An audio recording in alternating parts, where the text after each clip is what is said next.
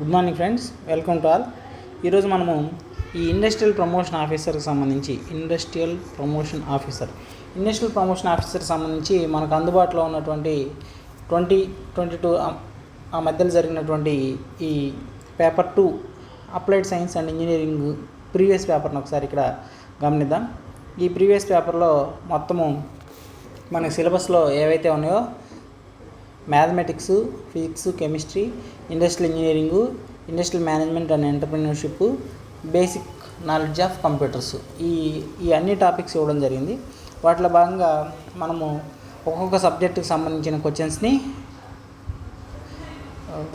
డివైడ్గా parts వైజ్గా చూసుకుంటూ వెళ్దాం అన్నమాట. రైట్, యాక్చువల్గా పేపర్ 2 ఇది అప్లైడ్ సైన్స్ అండ్ ఇంజనీరింగ్ విభాగానికి సంబంధించింది. ఫస్ట్ క్వశ్చన్ చూద్దాం. ఈ ఫస్ట్ క్వశ్చన్స్ ఏవైతే ఉన్నాయో ఇవి కెమిస్ట్రీకి సంబంధించి స్టార్ట్ అయ్యాయి. రైట్, ఒకసారి చూద్దాం. Which is the correct order of filling of orbitals according to the aufbau principle. Aufbau నియమం ప్రకారం, హాఫ్బో ప్రిన్సిపల్ ప్రకారము ఎలక్ట్రాన్లు ఏదైనా ఒక ఆటంలో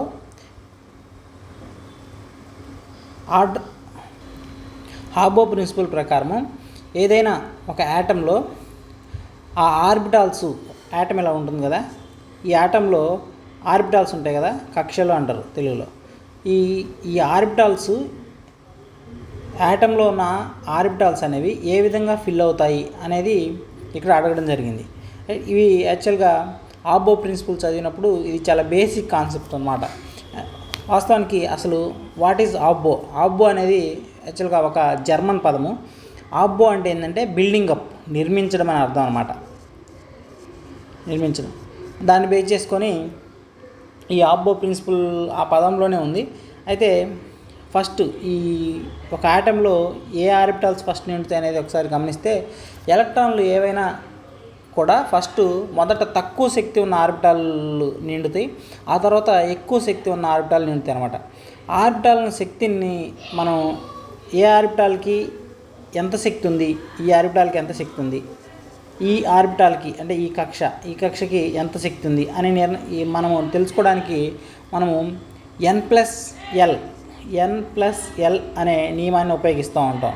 అసలు n అంటే ఏంటంటే దీంట్లో ప్రిన్సిపల్ క్వాంటమ్ నెంబర్, అలాగనే l అంటే azimuthal quantum number, principal quantum number. అయితే మనకు తెలుసు ఒక యాటంలో కక్షలకి పేర్లు ఉంటాయి. దీన్ని s ఆర్బిటాల్ అని, p ఆర్బిటాల్ అని, d ఆర్బిటాల్ అని, f ఆర్బిటాల్ అని అట్లా పేర్లు ఉంటాయి కదా. అయితే ఈ ఆర్బిటాల్స్ ఏ విధంగా నిండుతాయి అనేది ఒకసారి ఇక్కడ చూస్తే, దీనికి మనం ప్రధానంగా ఉపయోగించే రూలు n+l రూల్ అని తెలుసుకున్నాం. ఈ హాఫ్బో ప్రిన్సిపల్ గురించి మనం చెప్పుకునేటప్పుడు ఇది బేసిక్ పాయింట్ అనమాట. n+ రూల్ ఎలా అంటే, ఇందాక చెప్పుకున్నాం కదా, ఈ ఆర్బిటాల్స్కి s ఆర్బిటాల్ యొక్క అజ్మితల్ క్వాంటమ్ నెంబర్ విలువ అంటే s ఆర్బిటాల్ యొక్క l విలువ అనేది 0 ఉంటుంది, p ఆర్బిటాల్ యొక్క l విలువ అనేది 1 ఉంటుంది, d ఆర్బిటాల్ యొక్క l విలువ అనేది 2 ఉంటుంది, f ఆర్బిటాల్ యొక్క l విలువ అనేది 3 ఉంటుంది అనమాట. దీన్ని బేస్ చేసుకొని మొదట ఒక ఆర్బిటాల్ ఏ కక్ష నిండుతుంది, ఏ ఆర్బిటాల్ నిండుతుంది అనేది మనం ఈజీగా ఫైండ్ అవుట్ చేయొచ్చు. ఫర్ ఎగ్జాంపుల్ ఇక్కడ 5p, 6p, 5d, 7s, 5f ఉన్నాయి కదా. వీటికి అసలు నార్మల్గా ఒక్కొక్క దానికి ఎంత శక్తి ఉంటుంది అనేది ఒకసారి క్యాలిక్యులేట్ చేద్దాం. 5d వాల్యూ క్యాలిక్యులేట్ చేయాలనుకుంటే 5dలో n విలువ ఎంత? 5 అంటే ఆ కక్ష కాబట్టి. అలానే l విలువ వచ్చేసరికి d యొక్క l విలువ మనకు తెలుసు 2, అంటే 5d వాల్యూ వచ్చేసరికి 5d యొక్క n+l అజ్మితల్ క్వాంటమ్ నెంబర్, అజ్మితల్ హాఫ్బో ప్రిన్సిపల్ ప్రకారము దాని యొక్క శక్తిని మనం కనుగొనడానికి ఫార్ములా ఏంటంటే ఇది చెప్పుకున్నాం మనం. n+l వాల్యూను ఆధారంగా చేసుకొని హాఫ్బో ప్రిన్సిపల్లో ఏదైనా కక్ష యొక్క శక్తిని కనుగొంటా అనుకున్నాం కదా. n+l వాల్యూ, n+l 5, n విలువ ఎంత? 5d కక్షలో 5, అలానే l విలువ ఎంత? 2, అంటే 5d వాల్యూ 7 వచ్చేసింది. అదేవిధంగా 6p వాల్యూ చూద్దాం. 6p 6p చూస్తే ఇది కూడా n plus L value. n value ఎంత 6, ఎల్ వాల్యూ ఎంత, p యొక్క ఎల్ వాల్యూ 1, ఇది కూడా 7 వచ్చిందనమాట. అదేవిధంగా 7s కక్ష యొక్క శక్తిని చూద్దాం. దీనికి కూడా n plus L value, ఆబో principal అంటేనే n ప్లస్ ఎల్ వాల్యూ అనమాట.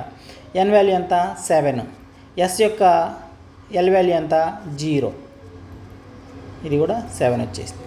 అదేవిధంగా 5f అంటే n ప్లస్ ఎల్ వాల్యూ చూసినట్లయితే 5 ప్లస్ ఎఫ్ వాల్యూ ఎంత, ఎఫ్ యొక్క ఎల్ వాల్యూ 3, 8. ఇక్కడ చూసారా 5d value 6p, 5d value 6p value అలానే 7s వాల్యూ అన్నిటికీ 7 వచ్చింది. అందుకనే ఇది కొంచెం డిఫరెంట్గా ఉంది కాబట్టి ఇది ఎగ్జామినేషన్లో అడగడం జరిగిందనమాట. అట్లాంటప్పుడు ఒకవేళ ఇలా అన్నిటికీ సమానంగా వచ్చినప్పుడు n విలువను మనకి ఇక్కడ ప్రధాన పాత్ర పోషిస్తుంది అనమాట. n విలువ దేనికైతే తక్కువ వాల్యూ ఉంటుందో దాన్ని అన్నిటికంటే తక్కువ శక్తి గల ఆర్బిట్గా ఈ ఆబ్బో ప్రిన్సిపల్ చెప్తుంది అనమాట. అలా ఫస్ట్ 5Dలో ఫస్ట్ 5Dలో n వాల్యూ ఎంత 5 కదా, ఫస్ట్ 5. ఆ తర్వాత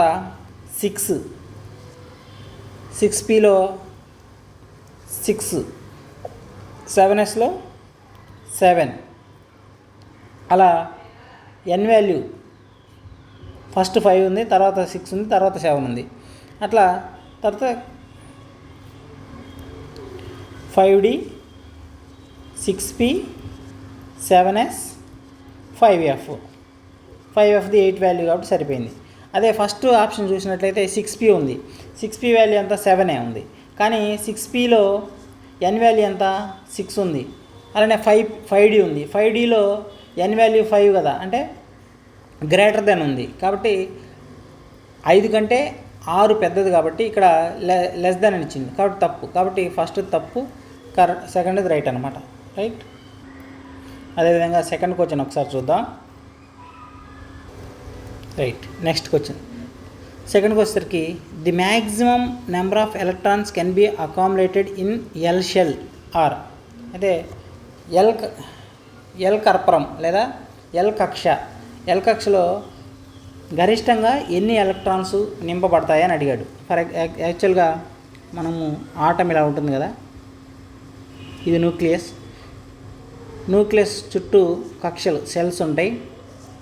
మనం షెల్స్ అంటాం, ఆర్బిటాల్స్ అంటాం, ఎలా అయినా అనుకోవచ్చు. ఐడియా ఉంది అందరికీ. ఇది బేసిక్ కాన్సెప్ట్. ఫస్ట్ కక్షని K అని, తర్వాత కక్షని L అని, తర్వాత M అని, తర్వాత L అని, N అని, ఇట్లా KLM అనే షెల్స్ ఉంటాయి అనుకున్నాం. యాక్చువల్గా ఈ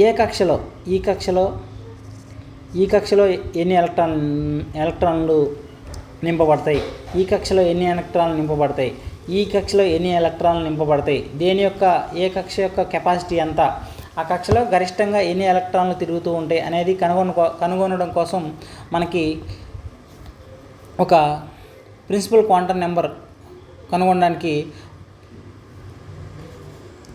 మనకి 2n² అనే ఫార్ములా ఉంది. దీని ప్రకారము K షెల్ చూసుకున్నాం అనుకో, K షెల్ చూసుకుంటే K యొక్క n విలువ ఎంత ఫస్ట్ది కదా ఇది, కాబట్టి 1. 2n² అంటే 2 × 1² 2 అంటే K కర్పరంలో K షెల్లో గరిష్టంగా 2 పడతాయి. అదేవిధంగా 2n² K ఎల్లో ఎన్ని ఉంటాయి, ఎల్ ఎన్నోది రెండోది కదా, కాబట్టి 2 × 2² 2 × 4 8 పడతాయి. అదేవిధంగా మనకు అడిగింది ఎల్లే కదా, సెకండ్దే అడిగాడు కాబట్టి ఎల్లో మనకు గరిష్టంగా ఎన్ని పడుతున్నాయి 8 ఎలక్ట్రాన్లు పడడం జరుగుతుంది అనమాట. ఇట్లా ఇది కూడా చాలా సింపుల్ క్వశ్చనే. 2n² ఏ కక్షలో ఎన్ని ఎలక్ట్రాన్స్ నిండుతాయి అనేది తెలుసుకోవడం కోసం ఉపయోగించే ఫార్ములా 2n². K ఫస్ట్ది, L, M, N second, third, fourth అట్లా అనమాట. Right. Next question, third question వచ్చేసరికి స్టేట్మెంట్స్ ఇచ్చాడు. స్టేట్మెంట్స్లో ఏది కరెక్ట్ అని అడగడం జరిగింది. Bohr's model of hydrogen atom was better than the Rutherford nucleus model. అలానే statement 2, Bohr's model could explain the ability of atom to form molecules by chemical bonds. Right, both statements ట్రూనా, both statement ఫాల్సా, statement 1 true, statement 2 ఫాల్సా, statement 1 correct అయ్యి statement 2 తప్ప అని అడగడం జరుగుతుంది ఆప్షన్స్లో. అయితే ఇక్కడ వచ్చేసరికి ఒకసారి మనం గమనిస్తే రూథర్ఫర్డ్ మోడల్కి బోర్స్ మోడల్కి మనం కంపారేటివ్గా వాటి గురించి బేసిక్ నాలెడ్జ్ ఒకసారి అవగాహన ఉంటే ఈ క్వశ్చన్కి ఆన్సర్ చేయడం చాలా సింపుల్. యాక్చువల్గా రూథర్ఫర్డ్ మోడల్లో ఏమైందంటే ఎలక్ట్రాన్లు, ఇది కేంద్రకం కదా, ఎలక్ట్రాన్లు ఇలా కక్షల్లో ఉంటూ ఇలా తిరుగుతూ ఉంటాయి కదా, తిరుగుతూ ఉన్నప్పుడు ఒకానొక సందర్భంలో శక్తిని కోల్పోయి ఇలా కేంద్రకంలో పడిపోతూ ఉంటాయి అన్నమాట. అలా కేంద్రకంలో పడిపోయినప్పుడు ఈ న్యూక్లియస్ కూడా దాని ప్రభావాన్ని కోల్పోయి ఈ ఆటమే డిస్మాంటిల్ అయిపోవాలన్నమాట. అయితే ఇట్లా ఎందుకు పడిపోతుంది, ఈ ఆటమే డిస్మాంటిల్ అయిపోవాలి. కాకపోతే ఈ రూథర్ఫర్డ్ నమూనాలో ఆయన ఏం చెప్తారంటే ఇట్లా పడిపోయినా కానీ ఈ ఆటము అలానే స్థిరంగానే ఉంటుందన్నమాట. అలా ఎందుకు స్థిరంగా ఉంటుందనేది ఆయన వివరించలేకపోయిండు. అదే నీల్స్ బోర్ విషయానికి వచ్చేసరికి ఎలక్ట్రాన్లు కేంద్రకం చుట్టూ కొన్ని నిర్దిష్టమైన స్థిరకక్షల్లో స్టేషనరీ ఆర్బిట్స్లో తిరుగుతూ ఉంటాయి. అలా తిరుగుతున్నంత కాలం అవి శక్తిని కోల్పోవని చెప్పి పరమాణు స్థిరత్వాన్ని నిరూపించింది అనమాట. ఇక్కడ ఈయన బోర్స్ ఏం చెప్పిందంటే ఇవి కూడా రూథర్ఫర్డ్ నమూనాల మాదిరిగానే ఎలక్ట్రాన్స్ వివిధ కక్షల్లో తిరుగుతూనే ఉంటాయి. అయితే రూథర్ఫర్డ్ లాగా అవి శక్తిని కోల్పోయి కేంద్రకంలో పడిపోవు, అవి అలా నిరంతరంగా తిరుగుతున్నంతసేపు అవి శక్తిని కోల్పోవు, నిరంతరంగా తిరుగుతూనే ఉంటాయి అని అది అక్కడ ఆ పర్స్పెక్టివ్లో రూథర్ఫర్డ్ నమూనా కంటే బోర్స్ నమూనా బెటర్ అని ఇక్కడ మనకు అర్థమైంది. రూథర్ఫర్డ్ ఏంటంటే అతను నిరూపించలేకపోయాడు, ఎలక్ట్రాన్స్ కేంద్రకంలో పడిపోతున్నాయి, అలా పడిపోయినా కానీ ఆ ఆటం అలానే ఎగ్జిస్టెన్స్లో ఎందుకు ఉంటుందని నిరూపించలేకపోయాడు. ఈ బోర్స్ ఏం చెప్పిందంటే అసలు అది పడిపోదు, ఎందుకంటే అలా తిరుగుతున్నంతసేపు అవి శక్తిని కోల్పోవు అని చెప్పిండు. అందుకని ఆ పర్స్పెక్టివ్లో రూథర్ఫర్డ్ నమూనా కంటే బోర్స్ నమూనా బెటర్ అనమాట. ఆ స్టేట్మెంట్లో కూడా అదే ఉంది. Bohr's model of hydrogen atom was better than the Rutherford nucleus model. Yes, కరెక్టే. యాక్చువల్గా స్టేట్మెంట్ 2 ప్రకారం ఏంటి, Bohr's model could explain the ability of atoms to form molecules by chemical bonds. Bohr's model కొన్ని మాలిక్యూల్స్, చిన్న molecules అన్నీ కలిసి ఒక chemical బాండ్ని ఏర్పడతాయి అని వివరించింది అంటుండు. ఎస్, ఇది కరెక్టే.